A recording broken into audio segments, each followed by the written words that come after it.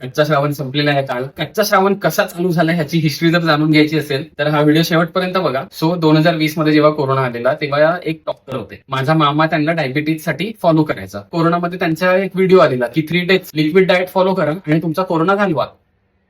आम्ही पण असेच चकित झालेलो, असं कुठे असतं करावं असंच मला पण म्हटलेलं. बरं, ते 3 दिवसाचं फ्लू डाएट फॉलो करून पण माझा ताप जो काही आहे तो बरा झाला. माझ्या आईचाही बरा झाला त्यांचा 3 दिवसाचा डाएट फॉलो करून. बरं, हे शेवटच्या आता 3-4 वर्षामध्ये कधी पण मला ताप आला की ते मी डाएट फॉलो करतो आणि माझा ताप निघून जातो. आता ते फॉलो केल्यानंतर आमचा त्यांच्यावर विश्वास बसला की हा बाबा हे डॉक्टर खरं सांगतायत. मग त्यांचा एक डीआयपी डाएट म्हणून आहे जे रोजच्या जीवनामध्ये फॉलो करायचं असतं. डीआयपी डाएट मध्ये काय शॉर्टकट मध्ये सांगतो, सकाळी 12 पर्यंत फ्रुट्स खायचे असतात. प्लेट 1 आणि प्लेट 2 खायची असते. प्लेट 1 म्हणजे कच्चं खायचं असतं आणि प्लेट 2 म्हणजे तुम्ही जे शिजवलेलं नेहमी खाता ते खायचं असतं. लंच मध्ये पण तेच, डिनर मध्ये पण. 2021चा श्रावण जेव्हा आला तेव्हा आमचा मामा म्हणाला की आपण प्लेट 1 तर कच्ची खातोच आहे दररोज, आपण प्लेट 2 स्किप करूया 1 महिना, बघूया काय. सो आम्ही प्लेट 2 स्किप केले आमच्याच मनाने, डॉक्टरांनी कुठल्या काही सांगितलं नाहीये. भरपूर पॉझिटिव्ह बेनिफिट्स दिसतात त्याचे आमच्यावर. अशा प्रकारे कच्च्या श्रावणाची सुरुवात झाली. मी कोणालाही सांगत नाहीये की तुम्ही कच्चा श्रावण फॉलो करा, तुम्ही डीआयपी डाएट फॉलो करा, तुम्ही फ्लू वाला डाएट फॉलो करा. नाही, तुम्ही तुमची रिसर्च करा. मी काही वैद्य नाहीये तुम्हाला सल्ले देण्यासाठी. आमच्या लाईफमध्ये काही जे चांगले बेनिफिट्स आले ते मी तुमच्यापर्यंत पोहोचवतोय.